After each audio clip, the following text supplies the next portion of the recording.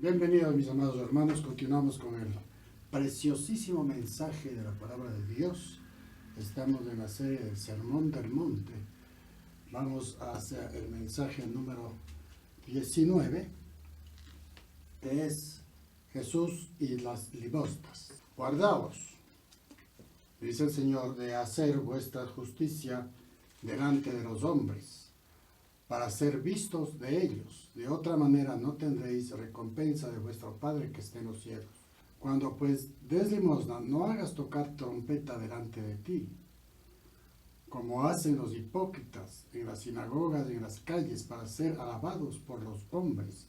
De cierto os digo que ellos ya tienen su recompensa. Mas cuando tú des limosna, no sepa tu izquierda lo que hace tu derecha, para que sea tu limosna en secreto, y tu Padre que ve en lo secreto te recompensará en público.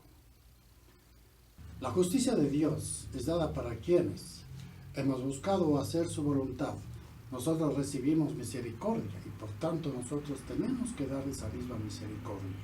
¿Por qué tenemos que dar esa misericordia? Porque tenemos un Padre y somos poseedores de las verdades de nuestro Padre Celestial. Dice: guardaos de hacer vuestra justicia delante de los hombres. De otra manera no tendréis recompensa de vuestro Padre que está en los cielos. La visión de Dios a través de los diezmos, de las ofrendas. Entonces lo que estamos haciendo es la voluntad de nuestro Padre. Y tenemos que ser muy cuidadosos de saber que la voluntad del Padre tenemos que hacer. El Señor Jesucristo dijo: yo y mi Padre somos del mismo. Si me amáis, si amáis mis palabras, vuestro Padre los bendecirá. Vamos a hacer obras para santificar el nombre del Padre en nuestras vidas y para que otros aprendan a santificar al Padre en la vida de ellos.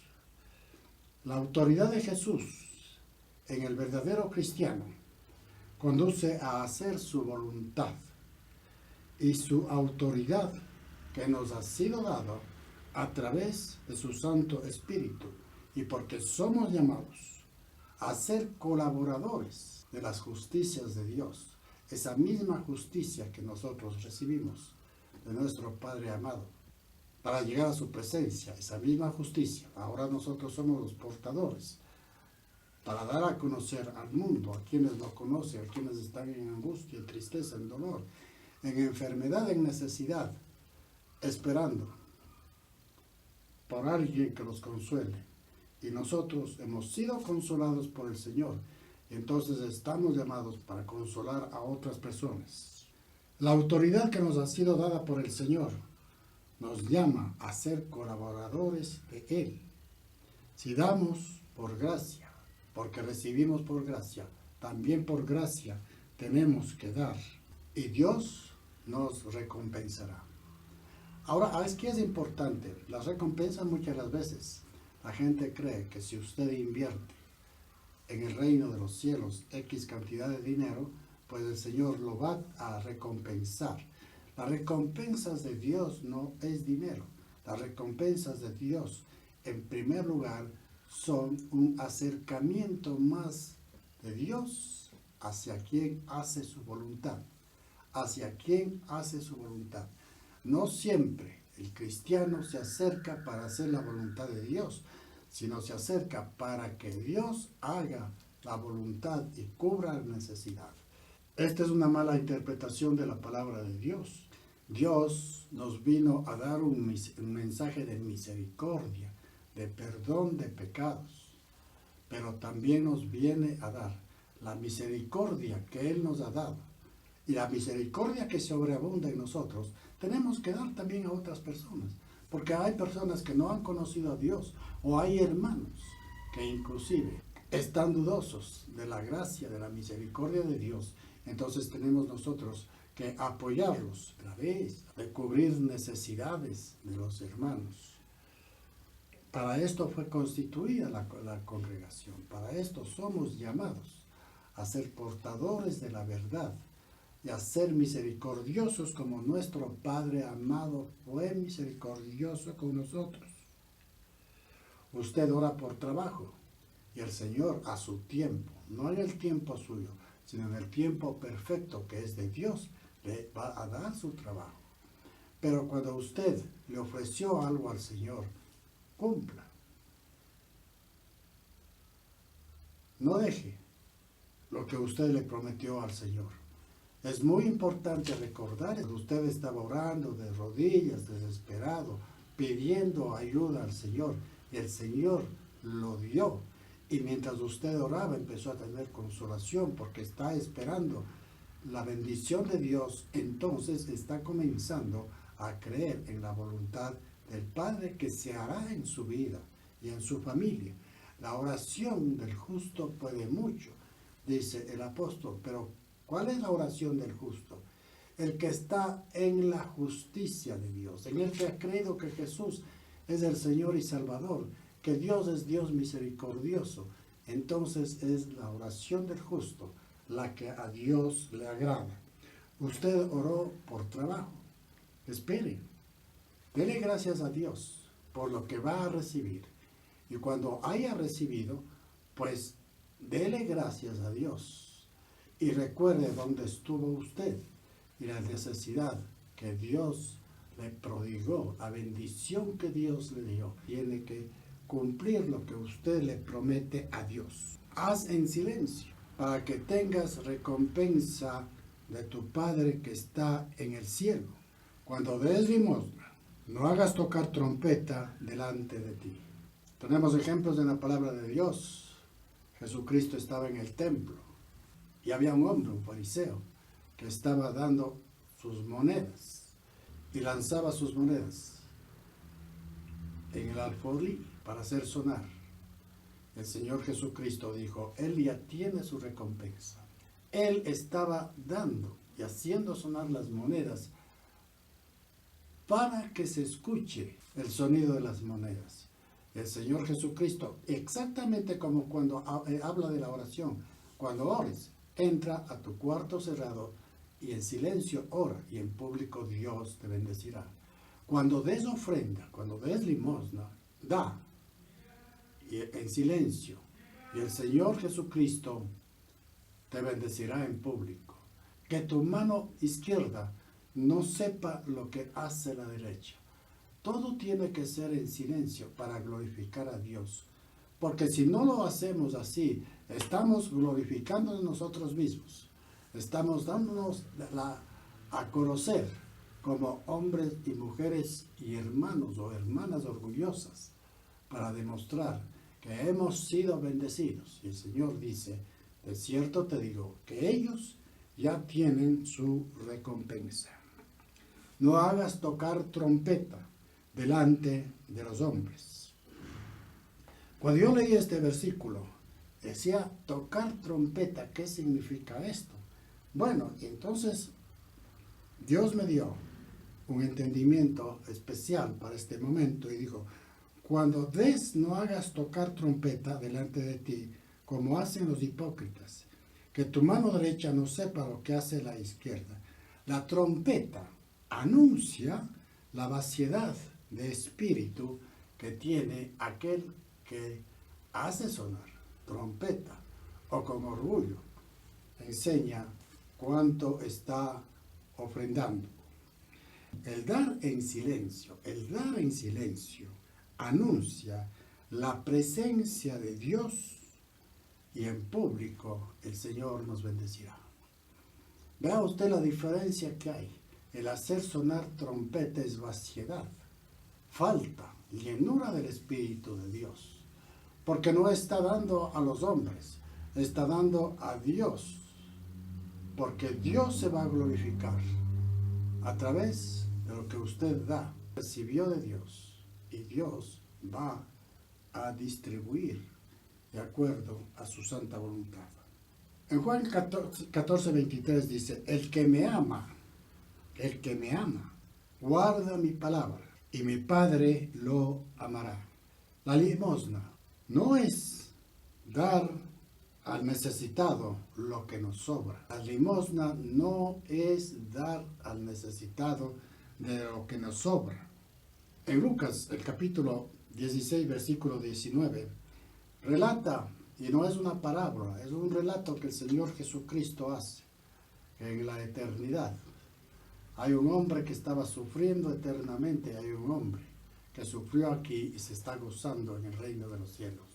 En Lucas, el capítulo 16, versículo 19, cuenta que el rico hacía banquetes todos los días, pero al lado del rico estaba también un hombre pobre, que aún los perros lamían sus llagas. Y este hombre comía de las migajas que caían de la mesa del rico.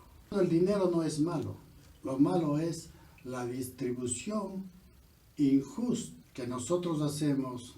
Si somos hijos de Dios, tenemos un Dios que es dador alegre. También tenemos que ser unos hijos de Dios alegres y gozarnos cuando el Señor nos ha proveído para ayudar al hermano que está en necesidad o ha caído en enfermedad. El ser rico no es malo, lo malo es amar las riquezas. La limosna, con el transcurso de los tiempos, se ha venido degenerando el concepto de limosna. Ahora la limosna es dar centavos de lo que nos sobra, de lo que nos está rompiendo los bolsillos, damos a la gente pobre. Pero no era así en ese tiempo. Ahora en este tiempo se ha acostumbrado a degenerar este mandato divino del Señor. Pero el apóstol Pablo ahora nos habla de ofrenda. La limosna es de lo que nos sobra. La ofrenda no es migajas. Es desprendimiento gozoso del pan o abrigo que hemos guardado como provisión para el tiempo malo.